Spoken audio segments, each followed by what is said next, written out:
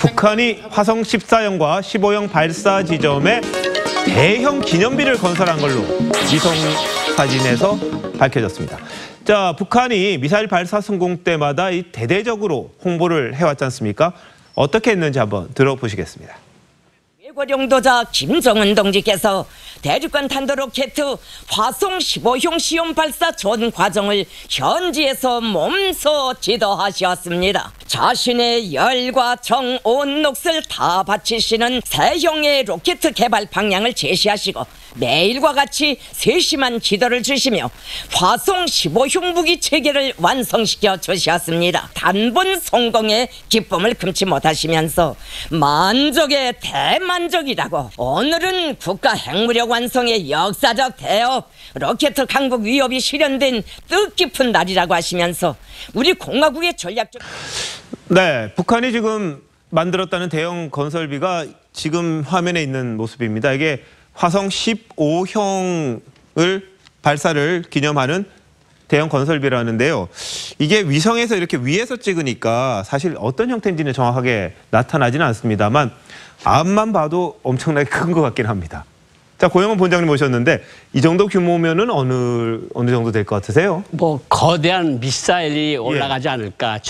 아직은 미사일 모형까지는 안 올라갔는데 저게 지금 미사일을 쏜 자리에 화성 15를 쏜 자리에서 지금 해놓는 건데 저기서 4km 떨어진데 평성 자동차 공장, 이른바 316 공장이라고 있습니다. 그게 이제 태백산이라고 하는 군용 트럭을 만드는 공장인데 거기서 TEL 미사일 이동 수단 그 밑에 차대를 만들었다는 거 아니겠습니까? 화면에 나오는 거죠. 저거를 만들고 거기 끌고 가서 저기서 기립을 해서 세웠다는데 저 규모면 정말 저거는 뭐 몇만 평 정도로 되는 그런 거대한 기념비를 여기서 바로 김정은 동지가 핵무력 건설의 완결을 하셨다. 이런 의미 기념비를 세우는 것 같습니다. 알겠습니다. 지금 보시는 장면 한번 보시죠. 이게 그 당시에 이번 화성 14형 발사 지점에 또 세워진 기념비라고 합니다. 여기 끝에 14형 발사 지점에 기념비를 세웠고요. 그리고 여기 앞에 보면은 김정은이 그 당시에 직접 관측을 했습니다. 그 당시 발사할 때 관측 지점에도 또 기념비가 하나 섰습니다. 이게 이런 거 하나 만들려면은 고 원장님 상당히 돈 많이 들죠. 저게 모심 사업이라고 그럽니다. 그러니까 모심 사업은 그 지도자가 어떻게 어느 걸 잘 모시는 사업도 되지만 모셨던 그 장소를 후대 천년 만년 기록을 하겠다고 저 자리에 만들어 놓는 거거든요. 그러니까 대리석 세워놓고 저기다 이제 와서 봐야 되니까 또 모시는 화장실도 만들어 놔야 되고 저게 한 번 왔다 갔다 할 때마다 저게 엄청난 돈이 들어갑니다. 그렇군요. 이게 경제가 어렵다는데 참 거기다 돈 쓸 일이 많네요. 이 와중에 미사일 성공 기념비를 북한에서 못 본 것 같거든요. 처음 세웠다는 얘기가 있는데 맞나요?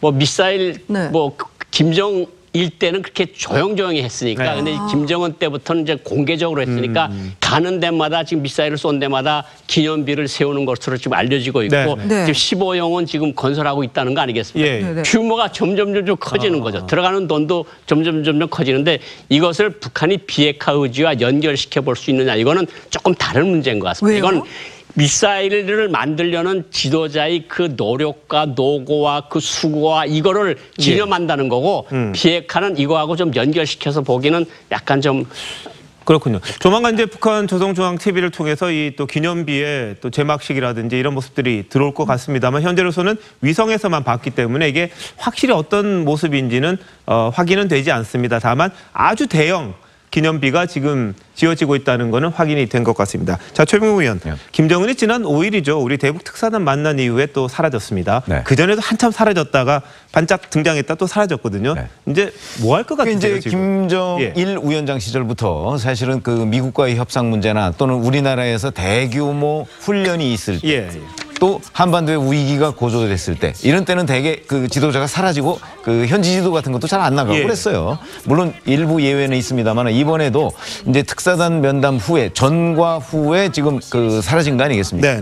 그렇다면 우리가 그냥 상식적으로 판단해 보기에는 그 역시 이제 미국과의 정상회담 또 한국과의 정상회담 뭐 이런 것들을 앞두고 네. 지금 전략에 골몰하고 있고 뭐 이런 거 아니겠는가 이렇게 짐작을 해볼 수 있을 뿐입니다. 알겠습니다. 제가 잠깐 예. 덧붙여 말씀드리면 지금 통전부나 외무성 같은 건 지금 비상일 겁니다. 왜냐하면 공부를 시켜야 되는 거 아닙니까? 속성으로. 김정은한테 공부를 시키는 거죠. 그러니까 그걸 참고하실 자료들을 만드는 거거든요. 트럼프 대통령을 만나실 때 말씀하실 자료, 그건 문재인 대통령을 만났을 때 참고하실 자료 이런 것들을 통전부는 남북관계, 외무성은 북미관계 때 만드는 건데 그걸 자료를 만들자마자 들어가서 공부를 계속 해야 될 거 아닙니까? 그런데 저희 대북 특사단이 갔을 때 전해 드리는 말은 김정은이 모든 걸 다 꿰고 있어서 잘 알고 있더라 이렇게 얘기를 했거든요. 사실. 그렇죠. 그러니까 속성 공부를 한다는 거죠. 공부를 했고 그에 대한 대응 논리를 다 준비를 해가지고 나왔다는 거죠. 모든 걸 꿰고는 있지만 트럼프 대통령의 경우는 정말 예측 불가한 성격이잖아요. 그렇죠. 예, 그래서 뭐 전형적인 지도자상이 아니기 때문에 거기에 대해서 굉장히 골몰하고 있고 연구할 수밖에 없을 것 같습니다. 특사단을 만날 때와 또 대통령을 만날 때는 어마어마한 차이가 있고 그렇기 때문에 아마 지금 현재 이 정상회담 준비뿐만 아니고 또 하나의 문제는 사실은 미국과 정상회담이 5월 말까지 이루어진다 이렇게 얘기를 했지만 사실은 그 정상회담이 실제 이루어질지 않을지는 그 협상 결과에 달려 있거든요. 장소, 의제, 시간 뭐 여러 가지 이 넘어야 할 사안들이 굉장히 많아요. 그 협상 전략도 사실은 무지무지하게 중요한 겁니다. 그런 부분도 구상을 하고 있겠죠. 알겠습니다. 자, 신호수 부국장. 북한 주민들이 그 김정은의 핵 협상 제안을 전혀 모른다. 이런 언론 보도가 좀 나왔거든요.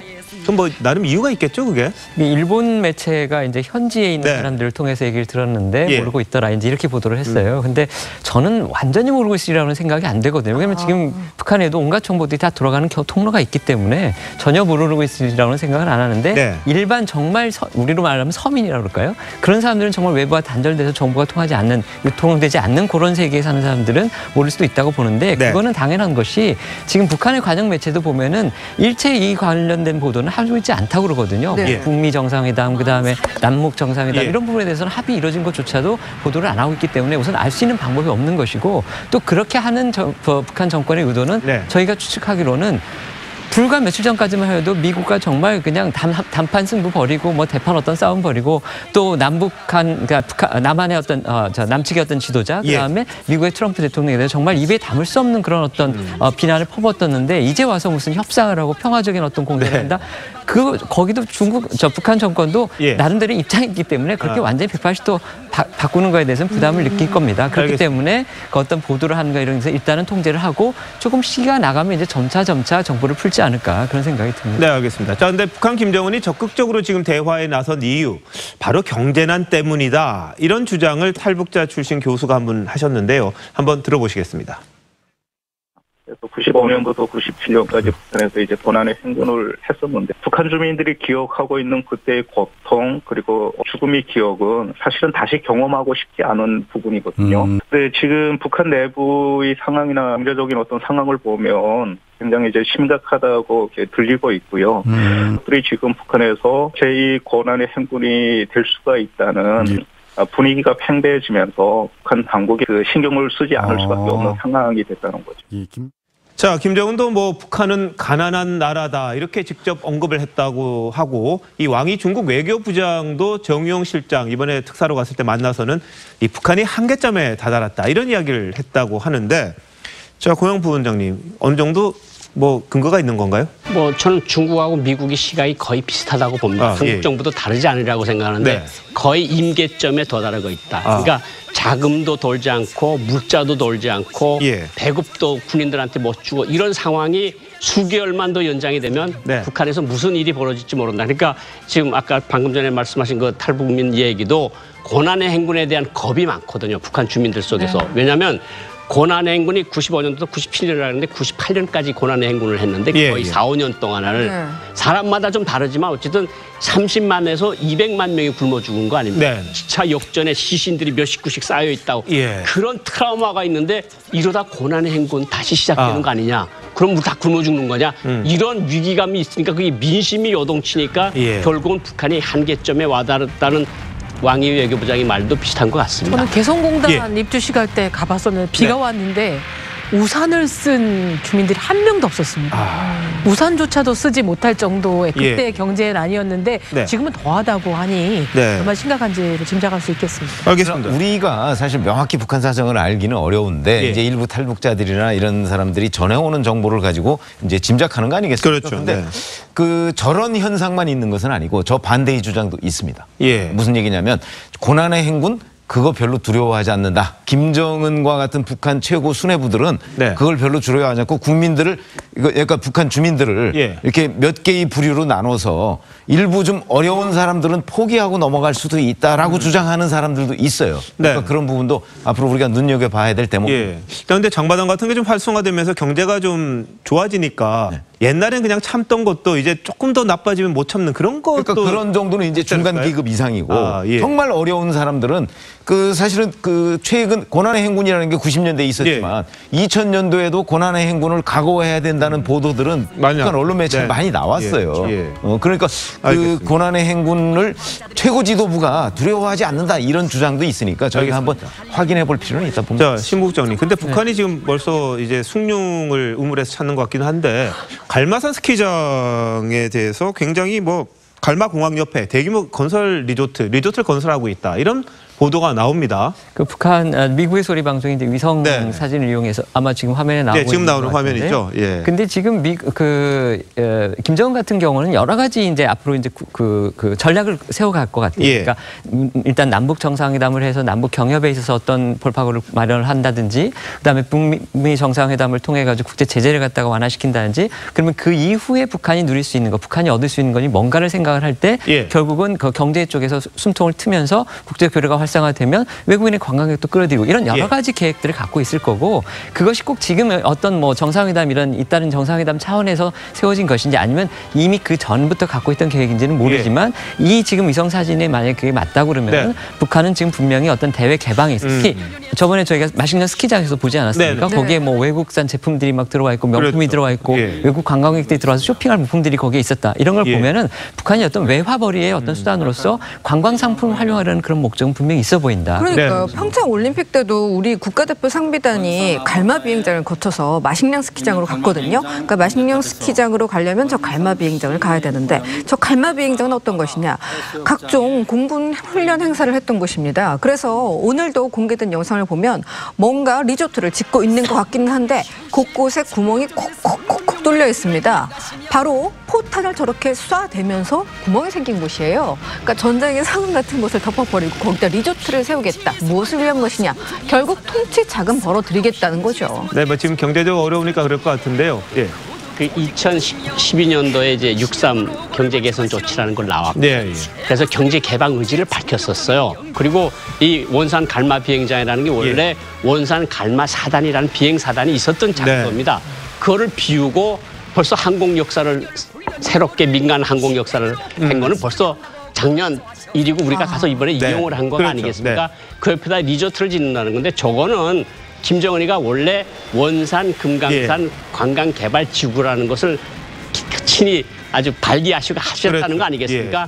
근데 왜 또 원산인가 하면 지금 많은 소문들이 김정은이가 원산의 특각에서 태어났다. 원산이 고향이다. 사실은. 그래서 김정일이는 자강도 정신, 국방공업 정신을 강조했는데 김정은이는 지금 마식령이랑 나오면서 강원도 정신을 강조를 하고 있고, 강원도 출신 군단장들이 인민무력부장으로 올라가고 강원도에 대한 애착이 참 대단합니다. 그러니까 강원도를 통해서 외화를 벌어서 핵보유기 지위에서 외화를 벌어서 북한 주민들 먹여 살리게 하겠다. 이런 큰 의도는, 큰 그림은 변하지 않은 것 같고, 밑에서는 몇 년 전부터 시킨 일이니까 계속해서 리조트도 짓고 비행장도 짓고 그런 것이라고 생각합니다. 알겠습니다. 여하튼 갈마공항 일대가 이제 뭐 휴양지로 만들고 외국인 관광객을 유치해서 이제 마식령까지 연결시키는 그런 식의 것들을 하려고 하는 것 같은데, 뭐 벌써 그렇게 개방을 다 한 것처럼 하는 게 과연 실현이 될지 한번 지켜보겠습니다. 그런데 우리 군이 북한 지도부를 타격할 수 있는 장거리 공대지 미사일 타우러스를 90발 추가 도입했다고 합니다. 이 한반도 유사시에 평양 주석궁, 이른바 주석궁 같은 지금 보시는 장면입니다. 아주 정밀하게 타격하는 지하까지 들어갈 수 있는 그 미사일인데요. 자, 신우석 부국장, 이 90발이면 작은 애 작은 양은 아닌데 말이죠. 네, 이게 정부 입장에서는 이제 우리 정부가 애당초 세워놨던 계획대로 수입을 하는 거지 뭐 특별하게 북한에 대해서 어떤 위협적인 그런 조치라든지 이런 의미는 아니라고 해명은 했지만 어쨌든 저희 입장에서 그러니까 보수적인 어떤 생각을 갖고 있다든지 그다음에 어떤 남북 대화가 너무 속도가 빠른 것에 대해서 과속이나 이런 걸 경계하는 분들의 입장에서는 굉장히 안도할 부분인 것 같긴 합니다. 그러니까 우리 정부가 남북 대화는 하되 또 국방이나 이런 안보 부분에 대해서 챙길 건 챙긴다는 거를 정부가 보여주는 거기 때문에 이런 조치는 또 긍정적으로 보여집니다. 근데 저 타우러스가요. F-15K라는 전투기에 탑재를 하면요. 그렇게 하늘에서 공대치, 땅도 탁 꽂히게 할 수 있는 건데 부산에서 발사를 했을 때 윤정우 앵커나 저 1m 거리에 있죠. 윤 앵커와 저를 정밀 타격할 수 있어요. 저만 타격을 하거나 윤 앵커를 타격하거나. 이게 400km 이상 비행을 한다니까. 근데 90발을 수입을 했단 말이에요. 이게 10억어치거든요. 그러면은 한 번 팔 때마다 땅이 6m씩 꺼져요. 그러면 10발을 쏘면 60m까지 땅을 파괴할 수가 있거든요. 계속 같은 곳에 하면 김정은으로서도 상당히 위협이 된다고 할 수 있습니다. 알겠습니다.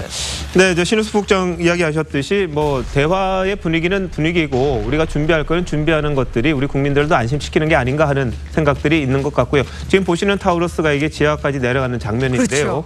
이게 북한에겐 굉장히 위협적인 무기일 텐데 여하튼 뭐 그거 가지고 너무 심려하지 마셨으면 하는 바람입니다. 자, 넘어갑니다.